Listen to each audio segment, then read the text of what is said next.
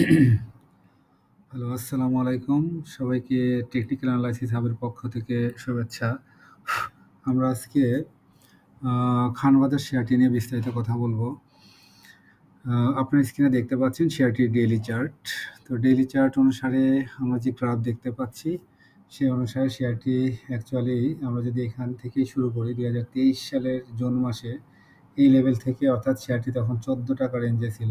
এই লেভেল থেকে কিন্তু প্রথম শেয়ারটির যাত্রা শুরু হয়। এরপরে অল্প দিনের মধ্যেই শেয়ারটি আমরা দেখতে পাচ্ছি যে জুলাই মাসের মধ্যেই শেয়ারটি অলমোস্ট ডাবল হয়ে যায়। এরপরে কিছুটা ডাউন ট্রেন্ডে থাকলেও আমরা দেখতে পাচ্ছি যে ২০২৩-এর শেষের দিকেই শেয়ারটি সর্বোচ্চ মুভমেন্টের যে ট্রেন্ড আমরা সেটাই দেখতে পাচ্ছি যে শেয়ারটি ৳৩২ লেভেল থেকে ২০২৩-এর অলমোস্ট শেষের দিকে নভেম্বর-ডিসেম্বর থেকেই কিন্তু এর মূল যাত্রাটা শুরু হয়, অর্থাৎ ৳৩০-৩৫ লেভেল থেকে অলমোস্ট শেয়ারটি কিন্তু ৳২৪৩ লেভেলে উঠে যায়।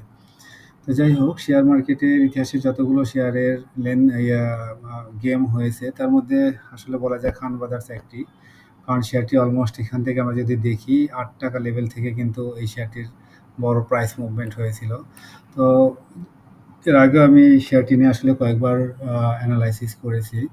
তো আজকে আবার বিস্তারিত আলোচনা করব। আমরা দেখতে পাচ্ছি যে শেয়ারটি অলমোস্ট এই লেভেল থেকে যখন প্রাইস মুভমেন্ট শুরু করে, অর্থাৎ ৳১০ বা ৳১১, তখন যে পরিমাণ ভলিউম হয়েছিল, আমরা যদি একটু ক্লোজ করে দেখি, আপনারা যদি এই লেভেলটাকে দেখেন, এই লেভেল থেকেই আসলে শেয়ারের প্রচুর ভলিউম, অর্থাৎ যদি প্রাইসও যদি আমরা এখানে একটা বক্স ড্র করি, তাহলে আসলে এই বক্সের মধ্যেই, অর্থাৎ আপনারা দেখতে পাচ্ছেন যে প্রাইস অলমোস্ট এই ৳১০ থেকে অলমোস্ট ৳৪০ মধ্যেই শেয়ারের সর্বোচ্চ ভলিউম নিয়ে কিন্তু মুভমেন্ট করে, এবং ৳৪০ পরে শেয়ার যখন ৳২৪০ দিকে যায়, এরপরে কিন্তু তেমন কোনো ভলিউম নাই। হুম? তো সেক্ষেত্রে অ্যাকচুয়ালি এই শেয়ারগুলো যারা কালেকশন করেছিল বা এই শেয়ারগুলো হোল্ড করে যারা শেয়ারটাকে এত বুস্ট আপ করিয়েছে, আসলে তারা কিন্তু বের হতে পারে নাই। এই শেয়ারটি আপনারা দেখতে পাচ্ছেন যে এই শেয়ারটি এখানে যে রেঞ্জে ভলিউম হয়েছিল তারপরে কিন্তু, অর্থাৎ হাই প্রাইসে যাওয়ার পরে নিচের দিকে যদি ভলিউম বারগুলো দেখেন, তাহলে কিন্তু ভলিউম বার খুবই ছোট ভলিউম হয়েছে আরকি। তো এই শেয়ারটি এর মধ্যে আমরা হাই প্রাইসে ২০২৪ সালের ফেব্রুয়ারিতে গিয়েছিল। এরপরে শেয়ারটি কিন্তু অলমোস্ট এখানে ২৪-এর অগাস্টে আবারও এটা ৳৭১ লেভেলে নেমে যায়। এবং এরপরে শেয়ারটি আবার এখান থেকে মুভ করে অলমোস্ট এই লেভেলে চলে যায়, ৳২০০ লেভেলে চলে যায় ২০২৫ সালে। ২০২৫ সালে ৳২০০ লেভেলে গিয়ে ফাইনালি কিন্তু আবারও সে কারেকশন ফেজেই যায়, এবং আমরা দেখতে পাচ্ছি যে ডাউন ট্রেন্ডের যে এখানে নিচে ডাউনের দিকে যে চ্যানেলটা রয়েছে, সেটা এই চ্যানেলে সে কিন্তু বারবারই এসে সাপোর্ট নিয়ে কিন্তু আবার উপরের দিকে উঠে যায়। আল্টিমেটলি আমরা যদি এটাকে একটু ক্লোজ করে দেখি, এখনও কিন্তু সে এই নিচের দিকের যে চ্যানেল, সেই চ্যানেলে অবস্থান করছে, এবং এই চ্যানেল থেকেই সাপোর্ট নিয়ে কিন্তু সে উপরে যাওয়ার চেষ্টা করছে। আপনি দেখতে পাচ্ছেন যে এখানে তার একটা এই চ্যানেলের কিন্তু সাপোর্ট ছিল, সেখানেই টাচ করে কিন্তু উপরে গিয়েছে। এরপরে আবার একটু কারেকশন দিয়ে সে কিন্তু ফাইনালি আজকে দেখতে পাচ্ছি যে শেয়ারটি এই লেভেলের সাপোর্ট নিয়ে সে আবারও কিন্তু উপরের দিকে যাচ্ছে, এবং সে কিন্তু লাস্ট কিছুদিন আমরা যদি দেখি ২০২৫-এর এপ্রিল থেকে বর্তমান সময় পর্যন্ত শেয়ারটি কিন্তু একটা সাইডওয়ে মুভমেন্টের মধ্যে ছিল, এবং শেয়ারটির যে রেঞ্জ সেটা আমরা দেখতে পাচ্ছি ৳১৩০ থেকে অলমোস্ট ৳১০৪, এর মধ্যেই কিন্তু ঘোরাঘুরি করেছে, এবং এখানে আপনারা দেখতে পাচ্ছেন কিছুদিন কিন্তু একদমই সেম প্রাইসে শেয়ারটি লেনদেন হয়েছে, অর্থাৎ ৳১১৯-২০ বা ৳১৮ এই লেভেলে লেনদেন হয়েছে। যাই হোক, এখানে আমরা যদি আরেকটা লাইন ড্র করি, দেখতে পাচ্ছেন যে এই লেভেল তার কিন্তু একটা ভালো একটা সাপোর্ট লেভেল ছিল ৳১১২। সেটা ভেঙে কিন্তু ২-৩ দিন লেনদেন হয়েছিল, আমরা দেখতে পাচ্ছি ৳১০৬-৭ দিকে। এরপরে শেয়ারটি কিন্তু এখানে ভলিউম নিয়ে আবারও প্রাইস মুভমেন্ট শুরু করে। এরপরে আমরা দেখতে পাচ্ছি ৳১৩১ যেটা প্রাইস, সেটা কিন্তু এই বক্সের আপার লিমিট ছিল, এবং শেয়ারটি জুলাইয়ের ২৪ তারিখে কিন্তু এই লেভেলে উঠে যায়। এরপরে আবারও সে কারেকশন ফেজে গিয়ে সে একটা ডাউন ট্রেন্ডে চলে যায়, এবং আজকে যেটা দেখা যাচ্ছে সে ডাউন ট্রেন্ডের যে চ্যানেল সেটাকে ব্রেক করে কিন্তু উপরের দিকে গিয়েছে। এখন কোশ্চেন হলো যে শেয়ারটি কি আসলে তার এই যে চ্যানেল এটাকে ব্রেক করতে পারবে কিনা, that is the fact.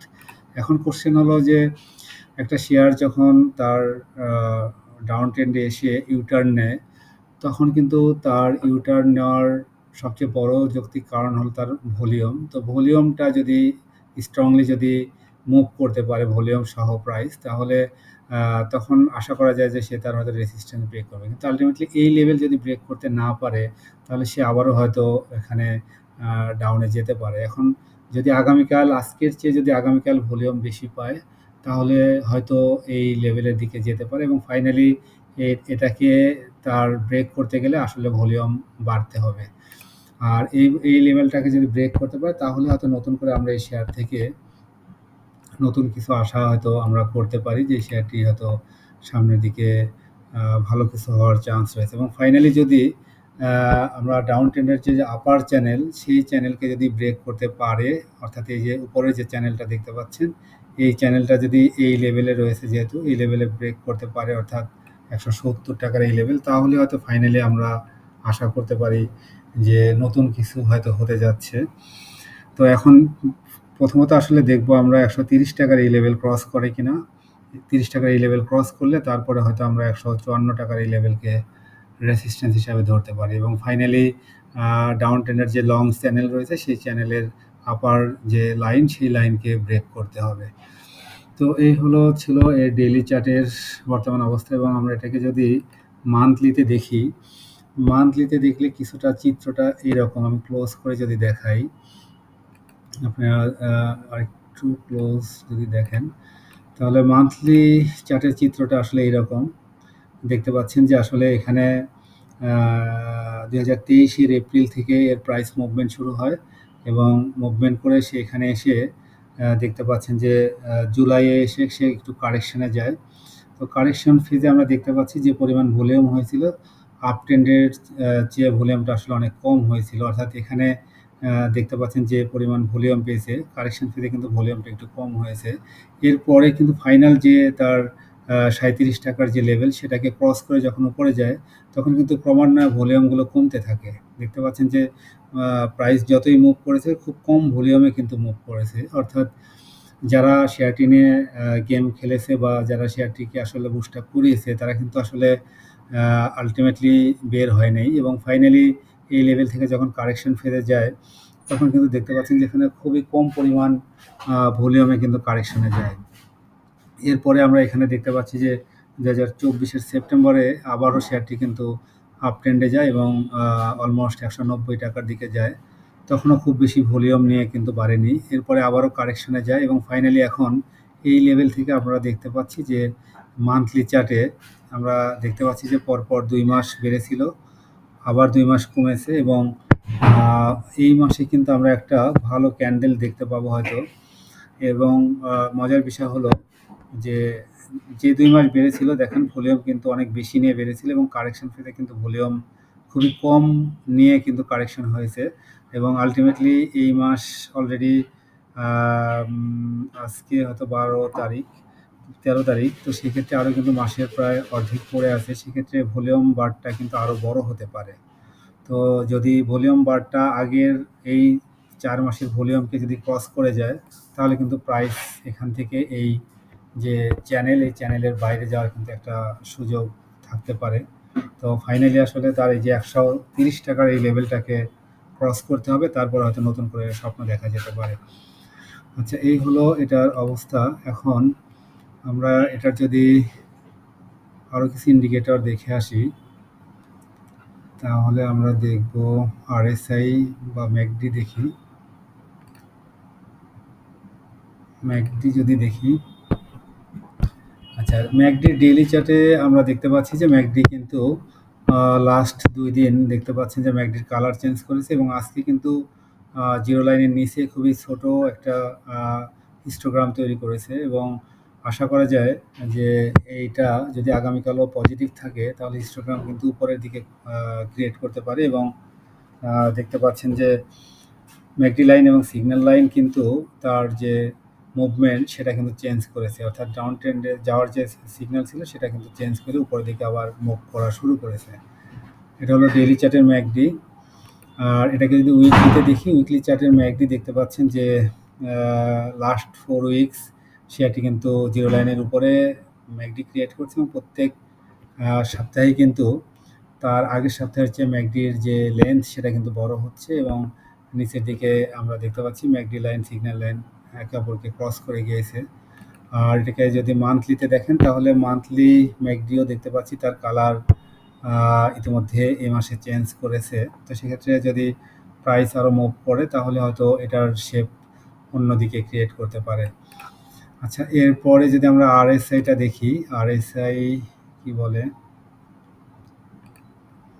Monthly RSI 51, weekly যদি দেখি 45 এবং ডেইলি চার্টে যদি দেখি 52। অলমোস্ট 3টা টাইম ফ্রেমেই আরএসআই এর অবস্থা কিন্তু খুবই ভালো, অর্থাৎ আরএসআই খুবই স্ট্যান্ডার্ড লেভেলে রয়েছে।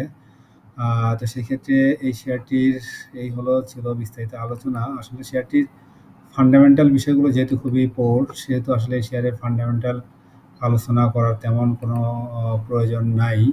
তো আলটিমেটলি টেকনিক্যাল অ্যানালাইসিস অনুসারে যদি বলি, শেয়ারটি এখনও এখন বর্তমানে যে পজিশনে রয়েছে সেটা অবশ্যই ভালো পজিশনে রয়েছে। আশা করা যায় শেয়ারটি যদি তার 130 টাকার এই লেভেল ক্রস করে তাহলে আশা করা যায় নতুন করে এই শেয়ার থেকে আসলে ভালো কিছু হয়তো হওয়ার যথেষ্ট সম্ভাবনা রয়েছে। যেহেতু শেয়ারটি টপ 20-র জায়গা দখল করে নিয়েছে সেহেতু আশা করা যায় শেয়ারটি হয়তো ভালো হতে পারে।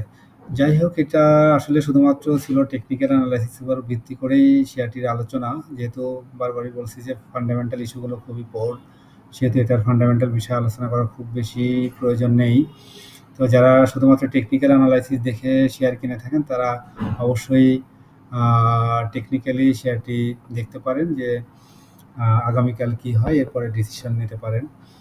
এই ছিল এই শেয়ারের আলোচনা। যাই হোক, সবাই ভালো থাকবেন, সবার জন্য শুভকামনা থাকলো। আর সবাই জেনেও বুঝে বিনিয়োগ করবেন এবং সবার নিজ নিজ সেল বাইয়ের আসলে ডিসিশন নেওয়ার সময় অবশ্যই নিজের যুক্তি বুদ্ধি দিয়ে অবশ্যই সেল বাই করবেন। আর এই চ্যানেল কোনোভাবেই আসলে কাউকে সেল বাইয়ের জন্য ফোর্স করে না। সেক্ষেত্রে এই চ্যানেল কোনোভাবে আসলে কোনো শেয়ারের লসের জন্য অবশ্যই দায়ী থাকবে না। তো সেক্ষেত্রে এই ছিল এই শেয়ারের আলোচনা। যাই হোক, সবাই ভালো থাকবেন, সবার জন্য শুভকামনা থাকলো। আসসালামু আলাইকুম।